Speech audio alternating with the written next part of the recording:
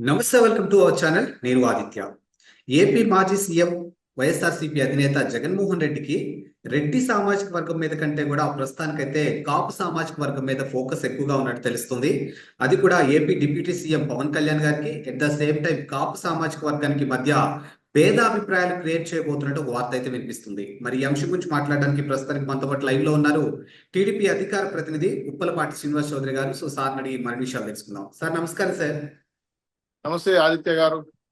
Sir, YSRCP అధినేత జగన్మోహన్ రెడ్డి ప్రస్తుతానికి కాపు సామాజిక వర్గానికి AP deputy CM Pawan Kalyan కి మధ్య భేదాభిప్రాయాలు క్రియేట్ చేయబోతున్నట్టు ఒక వార్త వస్తుంది. సో దీన్ని ఏ విధంగా చూడొచ్చు? ఆదిత్య, మొదట మీకు ఉల్ఫ్ టీవీ ప్రేక్షకులకు తెలుగుదేశం పార్టీ తరపున మొదట నమస్కారాలు. రామాయణంలో పిడకల వేట అని ఒక సామెత ఉంది. ఇప్పటికే ఆంధ్ర రాష్ట్ర ప్రజల్ని నువ్వు ఎక్స్పైర్ అయిన మెడిసిన్వి, నువ్వు రాజకీయాలకు పనికిరావు, నువ్వు రాజకీయం చేయలేవు, నువ్వు రాజకీయాలకి అనర్హుడు అని చెప్పి ఏమీ పీకలేవు అని చెప్పిన జగన్మోహన్ రెడ్డి గారిని అన్ని పీకేసి 2 ఎన్నికలు పెట్టి 11 ఎన్నికలు అని చెప్పి పక్కన కూర్చొని ఇప్పుడు మళ్ళీ గెలవాలని అత్యాశ, మళ్ళీ ఏదో సాధించాలి, మరి ఆంధ్ర రాష్ట్రాన్ని దోచుకోవాలని కూడా ఒక కుట్ర. దీనిపైన ఎలక్షన్ ముందే 2019 ముందే, ఎలక్షన్ జరగక ముందే జగన్మోహన్ రెడ్డి గారు 2-3 కార్డులు వేసాడు. ఆ కార్డులు ఏంటంటే మొదట కన్నా లక్ష్మీనారాయణ, 2 జడి లక్ష్మీనారాయణ, అలాగే వాళ్ళ పార్టీలో ఉండే కాపు సామాజిక వర్గం ఒక ఆయన ఉండేవాడు, నేను పెద్ద లీడర్ అని చెప్పుకొని, అవంతి, చామంతి, భూపంతి, వీళ్ళందరూ వాళ్ళు విజయవాడలో సమావేశం జరిపారు, కాపుల సమావేశం అని 2019 ముందు. అప్పుడు వాళ్ళందరూ కూడా ఏదో నమ్మారు చేస్తారేమని. మళ్ళీ అక్కడ వాళ్ళకు ఒక పొంగవీటి రంగా గారి కొడుకు కలవడంతో ఎవరైతే హరిరామ జోగయ్య, ముద్రగడ పద్మనాభం వీళ్ళందరూ కాపు సామాజిక వర్గానికి బ్రాండ్ అంబాసిడర్ చెప్పుకునే వాళ్ళు పెద్దవాళ్ళు రాలా. వీళ్ళు సమావేశం జరిపిన తర్వాత వీళ్ళకి కొంత స్పిరిట్ వచ్చింది. అవును, మనం చెప్తే కాపు నాయకులు వింటారా అని. ఎందుకు వచ్చిందంటే 2,14,00,000 మంది బీసీ కాపు సామాజిక వర్గం ఆంధ్ర రాష్ట్రంలో ఓటర్లుగా ఉన్నారు. ఇది క్లియర్. వీళ్ళు ఎవరు డిసైడ్ చేస్తే వాళ్ళు ఆంధ్ర రాష్ట్ర ముఖ్యమంత్రి. 1,14,00,000 మంది ఎస్సీఎస్సీ బీసీలు ఉన్నారు, ఎస్టీసీలు ఉన్నారు. సో మేజర్ ఓటింగ్ ప్యాటర్న్ 2,14,00,000 మంది బీసీ సమాజ వర్గం అంటే కాపులు. దాంట్లో తెలగ, బలిజ, ఏమంటుందని మున్నీరు కాపు, భోగం కాపు, భోగం బలిజ, దాసరి బలిజ, ఇలాంటివి ఒక 126 కులాలు ఉన్నాయి. సబ్ కాస్ట్ బలిజాస్ కాపులు. కొంతమంది ఈడికి బలిజ ఇట్లాంటి వాళ్ళు బీసీల కింద వస్తారు. భోగం బలిజ, శెట్టి బలిజ లాంటి వాళ్ళు ఓసీల కింద వస్తారు. రకరకాలుగా ఉంది. సో ఈయన ఏమనుకున్నాడంటే కాపుల్ని ఉద్ధరించవచ్చని కాపు సమాజ వర్గంలో 56 కార్పొరేషన్లు పెట్టాడు. వాటికి చైర్మన్లు ఇచ్చారు, పదవులు ఇచ్చాడు. కుర్చీ ఇవ్వాల, డబ్బులు ఇవ్వాల, జీతం ఇవ్వాల. బీసీ రిజర్వేషన్ పూర్తిగా తొంగలో వచ్చాడు. వాళ్ళకి 4% బీసీ రిజర్వేషన్ ఉంది, దాన్ని ఎత్తేసాడు. బీసీ కార్పొరేషన్ ద్వారా విదేశీ విద్య సౌకర్యం చేసుకునే అవకాశం ఉండేది. సో నిధులు అలికేట్ చేయకపోవడం వల్ల బీసీలు ఎవరు విదేశాలకు వెళ్ళి చదువుకునే పరిస్థితి లేదు. పైగా బీసీ సామాజిక వర్గానికి ఇస్తున్న బీసీ బ్యాంకు, బీసీ కార్పొరేషన్ కావాల్సిన నిధులు, విదేశీ విద్య పూర్తి కట్ చేసేంతో పాటు వాళ్ళు నిదానంగా తెలుసుకునేశారు. ఇతను ఊరికే అలంకారప్రాయంగా ఉత్సవ విగ్రహాలకు మనల్ని పెట్టుకొని వాడుకున్నాడే కానీ మనకి ఏ అధికారాలు ఇవ్వలేదు. ఇంకొక విషయం, వాళ్ళు మంత్రవతి విషయం ఏంటంటే జగన్మోహన్ రెడ్డి గారు ముఖ్యమంత్రి ఉండేటప్పుడు 746 మంది రెడ్డి సామాజిక వర్గానికి కీలక పదవులు వచ్చాయి. టోటల్గా రెడ్డి సామాజిక వర్గం. మరి బీసీ సామాజిక వర్గానికి ఏమి ఇచ్చాడు? డబ్బులు ఉండేది, ఆదాయం ఉండేది, అధికారం చెల్లించే పదవులే బీసీ సమాజానికి. ఇలా బలిజ ఆర్ బీసీ 2 ఒకటే వస్తారు. ఎందుకు ఒకటే చేస్తున్నానంటే కొన్ని ఏరియాలో బలిజాస్ కాపులు ఒకటే అంటారు, కొన్ని ఏరియాలో బీసీలు ఎక్కువ, బలిజాస్ తక్కువ అంటారు. సో ఇటుమిద్దంగా ఏంటంటే ఆంధ్ర రాష్ట్రంలో కొంత మిక్స్డ్గా ఉన్న బీసీ సమాజ వర్గాన్ని పెద్దపీట వేస్తానని కింద కత్తిపేటేశాడు. దాంతో నమ్మలేదు, తిరగబడ్డారు. ఏకదమ్గా సైలెంట్ వార్ జరిపి ఈరోజు హరిరామ జోగయ్య రాసిన లెటర్లకి, ముద్రగడ పద్మనాభం చేసిన ఆగిత్యానికి బీసీలు ఎవరు వీళ్ళు నమ్మలే.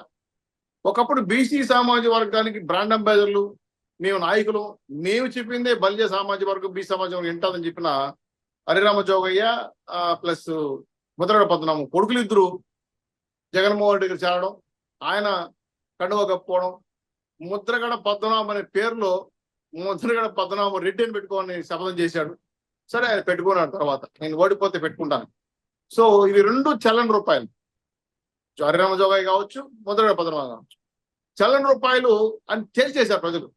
మీరు మాకు బ్రహ్మపేద నాయకులు కాదు, మాకు వేరే నాయకులు ఉన్నారు, మా సంగతి మేము చూసుకుంటామని చెప్పి బీసీ సామాజిక వర్గంలో లీడర్లు ప్రజలు రెండుగా చీలిపోయారు. ప్రజలందరూ తెలుగుదేశం పార్టీ, జనసేన, బీజేపీకి వచ్చేస్తే నాయకులందరూ పోయి జగన్మోహన్ రెడ్డి పోయి చేరి పదవులు తీసుకోవడానికి ప్రయత్నం చేశారు. సో ఫస్ట్ విజయవాడలో జరిగిన కన్నా లక్ష్మీనారాయణ, జడి లక్ష్మీనారాయణ, ఆయన అవంతి శ్రీనివాసు, గంటా శ్రీనివాసు ఇలాంటి వాళ్ళు సమావేశం జరిపినప్పుడు కొంత మార్పు కనబడుతుందేమో అనుకున్నారు. వీళ్ళు కూడా జగన్మోహన్ గారి మొంత పట్టడంతో పోయమ్మ ఇది తేడా కొట్టని చెప్పి అప్పుడు మళ్ళీ ముద్రగడ పద్మనాభాన్ని పార్టీ తీసుకురావడం, హరిరామ జోగ దగ్గర ప్రేమలేఖలు రాయడం మొదలు పెట్టాడు జగన్మోహన్ రెడ్డి.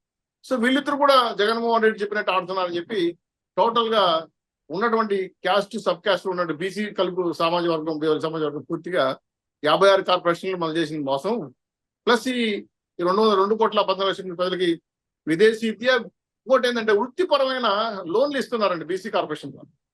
నాయి బ్రాహ్మణులకి పనిముట్లు, ఎలక్ట్రీషియన్ పనిచేసే వాళ్ళు ఎలక్ట్రీషియన్ సంబంధించిన బీసీ కార్పొరేషన్ లోన్లు, అలాగే వాళ్ళు ఏదైనా వ్యాపారాలు చేసుకుంటే వాళ్ళకి సంబంధించిన బీసీ కార్పొరేషన్ లోన్లు ఇవ్వడమే కాకుండా బీసీ కళ్యాణోత్సవం పథకం ఉండేది. ఎవరన్నా బీసీ అమ్మాయిని పెళ్లి చేసుకుంటే 2 లక్షల వరకు ఫ్రీగా ఇచ్చావు, దాన్ని ఎత్తేసాడు.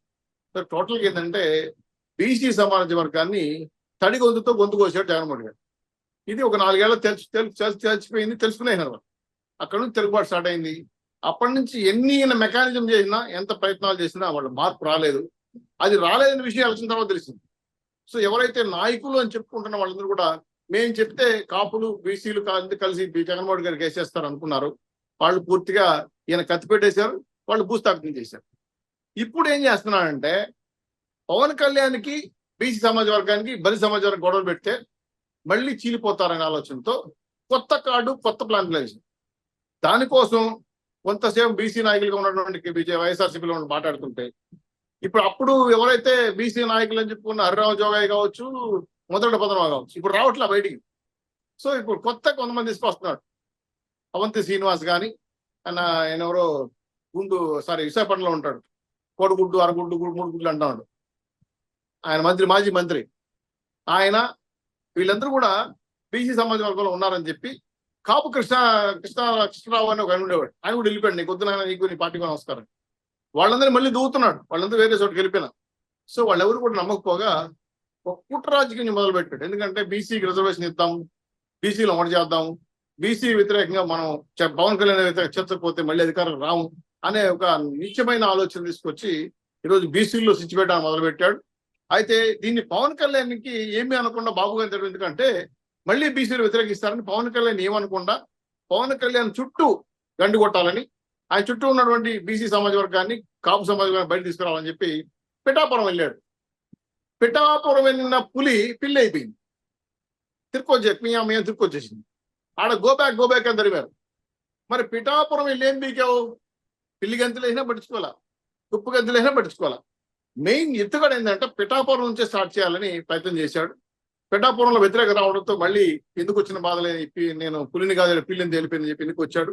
వచ్చిన తర్వాత మళ్ళీ కాపు సమాజ వర్గంతో మాట్లాడుకొని ఎట్లయినా సరే పవన్ కళ్యాణ్కి యొక్క ఓటింగ్ ని మనం గండి కొట్టకపోతే 2029లో గెలవలేమనే ఒక కుట్ర జరుగుతా ఉంది. దీన్ని బీసీ సమాజ వర్గం గెస్ చేసింది.